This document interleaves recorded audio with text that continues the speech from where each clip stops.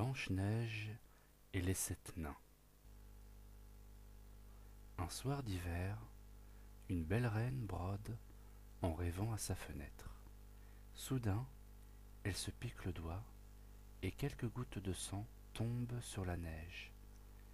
Elle fait alors le vœu d'avoir un enfant avec les lèvres aussi rouges que le sang, les cheveux noirs comme la nuit et la peau blanche comme la neige. Quelque temps plus tard, son vœu est exaucé. Hélas, la reine meurt peu après. La petite fille est appelée Blanche-Neige, et le roi, son père, épouse en secondes noces une reine très belle, mais cruelle, jalouse et vaniteuse. Tous les jours, la reine interroge son miroir magique. Miroir, miroir, suis-je bien la plus belle du royaume? Et le miroir de répondre: oui, nulle en cette contrée n'est aussi belle que toi. Et tous les jours, la reine sourit de ravissement. Les années passent. La petite Blanche-Neige grandit en sagesse, en gentillesse et, pour son malheur, en beauté. Et, fatalement, ce qui devait arriver arriva. Un jour, le miroir magique tout saute, d'un air gêné, et répond: non, ô reine, tu n'es plus la plus belle, car Blanche-Neige est maintenant plus belle que toi. Hors d'elle, la reine fait appeler son chasseur. Emmène Blanche-Neige dans la forêt, et rapporte-moi son cœur, ordonne-t-elle. Mais le chasseur, bouleversé par la beauté et la douceur de la princesse, ne peut se résoudre à la tuer.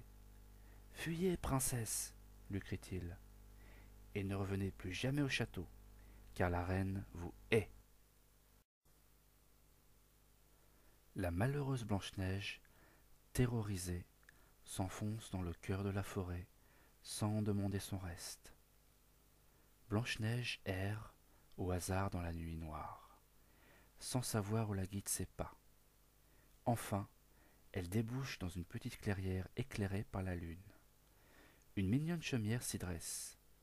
Elle frappe et entre.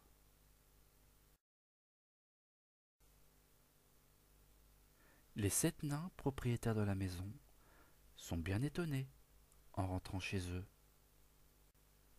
Leur maison n'est plus du tout la même. Le ménage a été fait. Ensuite, ils découvrent Blanche-Neige, endormie sur l'un des 7 petits lits. Leur vacarme la réveille vite. Blanche-Neige leur raconte alors sa triste histoire. Reste donc avec nous, déclarent les nains, ravis.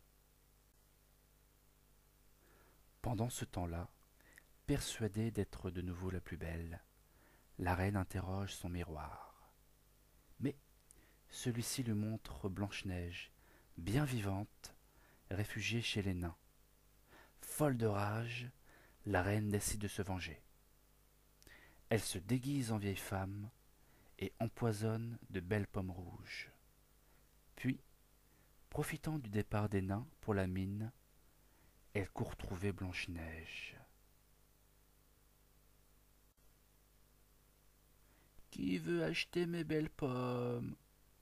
Crie la reine déguisée. Blanche-Neige lui ouvre sa porte. Entrez, dit-elle, sans méfiance. Prenez cette pomme, ma belle enfant, dit la vieille. C'est la meilleure. Blanche-Neige accepte et croque dedans. Elle n'a pas fini d'y planter ses dents, que le poison fait déjà son effet.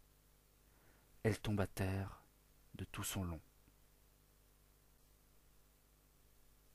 La méchante reine a accompli sa vengeance. Elle n'attend pas le retour des nains et s'enfuit à toutes jambes. Le soir, en rentrant de leur travail, les 7 nains effondrés découvrent la jolie princesse étendue, inanimée sur le sol froid de la forêt. Ils pleurent longuement la mort de leur protégée. Ne pouvant se résoudre à la perdre, ils construisent un magnifique cercueil de cristal transparent, où ils l'allongent, belle et paisible, pour l'admirer et la veiller sans répit, de jour comme de nuit.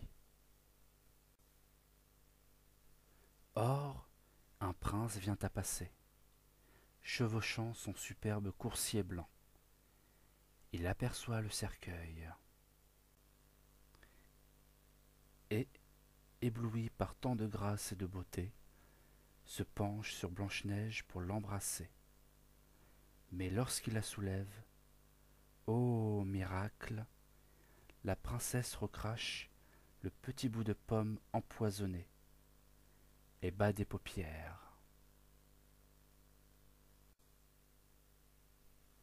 À peine a-t-elle posé les yeux sur le prince qu'elle l'aime déjà.